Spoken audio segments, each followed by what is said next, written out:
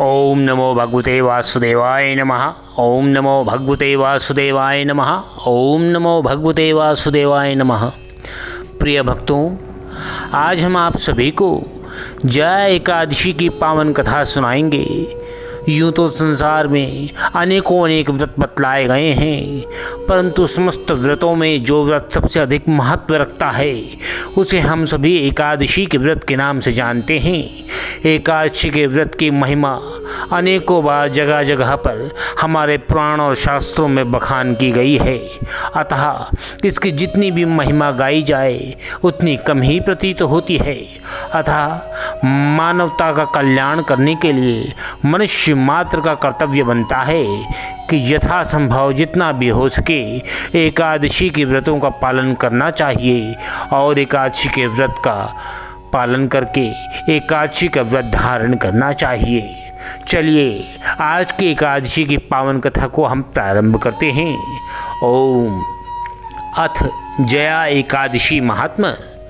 धर्मराज युधिष्ठिर बोले, हे भगवान, आपने माघ माह की कृष्ण पक्ष की षष्ठी तिला एकादशी का अत्यंत सुंदर वर्णन किया, अतः अब आपसे मेरा निवेदन है कि आप कृपा करके माघ माह के शुक्ल पक्ष की एकादशी की कथा का वर्णन कीजिए। इस एकादशी का क्या नाम है, इसकी विधि क्या है और इसके देवता कौन से हैं और किस प्रकार उनका पूजन होता है। इन समस्त बातों की व्याख्या कृपा कर विस्तार पूर्वक बताने का कष्ट करें। भगवान श्री कृष्ण बोले, हे राजन, माघ माह के शुक्ल पक्ष की एकादशी का नाम जया है। इस एकादशी के व्रत से मनुष्य ब्रह्म हत्या के पाप से छूट जाता है और अंत में उसे स्वर्ग की प्राप्ति होती है। इस व्रत से मनुष्य कुयोनि अर्थात भूत प्रेत पिशाच आदि की योनि से छूट जाता है, अतः इस एकादशी के व्रत को विधि पूर्वक करना चाहिए। हे राजन, मैं एक पौराणिक कथा कहता हूँ, तुम ध्यान पूर्वक सुनो। एक समय की बात है, इंद्र स्वर्गलोक में अपने इच्छानुसार अप्सराओं के साथ रमण कर रहे थे। गंधर्व गायन कर रहे थे और अप्सराएं नृत्य कर रही थीं। वहाँ गंधर्वों में प्रसिद्ध गंधर्व पुष्पवंत, उसकी लड़की तथा चित्रसेन की स्त्री मलिन ये सब थे। उस जगह मलिन का लड़का पुष्पवान और उसका लड़का माल्यवान भी था। उस समय पुष्पवती नामक एक गंधर्व स्त्री माल्यवान को देखकर मोहित हो गई और काम बाण से चलायमान होने लगी। उसने रूप सौंदर्य हाव भाव आदि द्वारा माल्यवान को वश में करने का प्रयत्न किया, जिसमें वह सफल भी हो गई। पुष्पवती के सौंदर्य को देखकर माल्यवान भी मोहित हो गया, अतः ये दोनों कामदेव के वश में हो गए। परंतु फिर भी देवराज इंद्र के बुलाने पर नाच गाने के लिए इनको जाना पड़ा और अप्सराओं के साथ गाना शुरू कर दिया। परंतु कामदेव के प्रभाव से इनका मन नृत्य गायन में न लगा और अशुद्ध गाना गाने लगे। इनकी भाव भृंगियों को देखकर देवराज इंद्र ने इनके प्रेम को समझ लिया और इसमें अपना अपमान समझकर इंद्र भगवान ने इन्हें श्राप दे दिया कि तुम स्त्री पुरुष के रूप में मृत्युलोक में जाकर पिशाच का रूप धारण करो और अपने कर्मों का फल भोगो।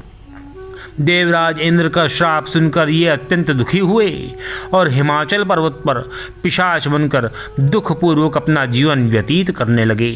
रात दिन में उन्हें एक क्षण भी निद्रा नहीं आती थी। इस स्थान पर अत्यंत सर्दी थी। एक दिन पिशाच ने अपनी स्त्री से कहा, न मालूम हमने पिछले जन्म में ऐसे कौन से पाप किए हैं जिससे हमें इतनी दुखदायी यह पिशाच योनि प्राप्त हुई है।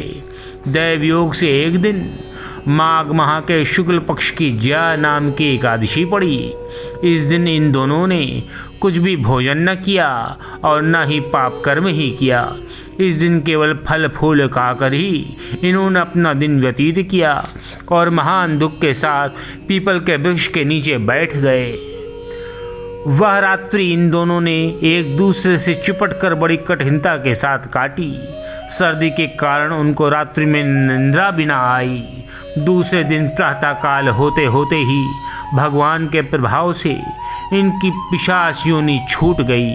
अर्थात इनकी पिशाच देह छूट गई और इन्होंने अत्यंत सुंदर अप्सरा और गंधर्व की देह धारण करके तथा सुंदर वस्त्रों तथा आभूषणों से अलंकृत होकर स्वर्गलोक को प्रस्थान किया।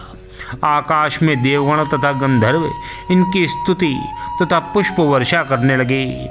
स्वर्ग में जाकर इन दोनों ने देवराज इंद्र को प्रणाम किया।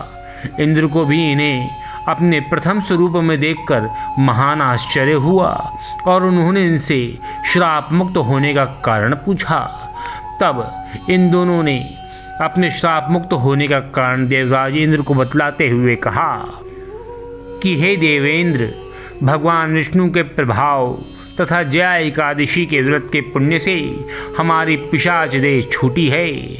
देवराज इंद्र बोले, हे माल्यवान, एकादशी का व्रत करने से तथा भगवान विष्णु के प्रभाव से तुम लोग पिशाच की देह को छोड़कर पवित्र हो गए हो और हम लोगों के भी वंदनीय हो गए हो, क्योंकि शिव भक्त और विष्णु भक्त हम लोगों के वंदनीय होते हैं। अतः आपको धन्य है। अब तुम पुष्पवती के साथ जाकर विहार करो। हे युधिष्ठिर, इस जया एकादशी के व्रत को करने से समस्त कुयोनियाँ छूट जाती हैं। जिस मनुष्य ने इस एकादशी का व्रत किया है उसने मानो सब यज्ञ तप आदि किए हैं। जो मनुष्य भक्ति पूर्वक जया एकादशी का व्रत करते हैं वे अवश्य ही सहस्त्र वर्ष तक स्वर्ग में निवास करते हैं। इसमें तनिक भी संदेह न समझना। अतः हम ये कह सकते हैं कि जया एकादशी के व्रत के प्रभाव से मनुष्य के लोक और परलोक दोनों ही तर जाते हैं। उसके समस्त पाप नष्ट हो जाते हैं और उसे स्वर्ग की प्राप्ति होती है। अतः एकादशी के व्रत का महत्व को समझते हुए प्रत्येक एकादशी की कथा का श्रवण करके मनुष्य के अपने पापों का अंत करना चाहिए। इस प्रकार इस जया एकादशी की कथा संपूर्ण होती है। अंत में हम आप सभी से निवेदन करते हैं कि प्रत्येक माह में 2 एकादशियाँ पड़ती हैं। अतः यथासंभव प्रत्येक प्राणी को एकादशी का व्रत धारण करना चाहिए। एकादशी का व्रत धारण करने से बहुत सारे पुण्यफल प्राप्त होते हैं, जैसे कि संतान में सुसंस्कार आते हैं, आने वाली पीढ़ियां तर जाती हैं और पाप कुल को छू भी नहीं पाता। अतः अपने कुल को पापों से मुक्त रखने के लिए और नारायण की कृपा को प्राप्त करने के लिए हम सभी को यथासंभव एकादशी के व्रत का पालन अवश्य करना चाहिए। जो भी प्राणी एकादशी का व्रत पूर्ण भक्ति भाव और श्रद्धा के साथ करता है वो भगवान श्री हरि के अनेकों भक्तों की भांति भगवान का प्रिय हो जाता है। भगवान उस पर अपनी अनन्य कृपा करते हैं, क्योंकि भगवान तो करुणा के सागर हैं।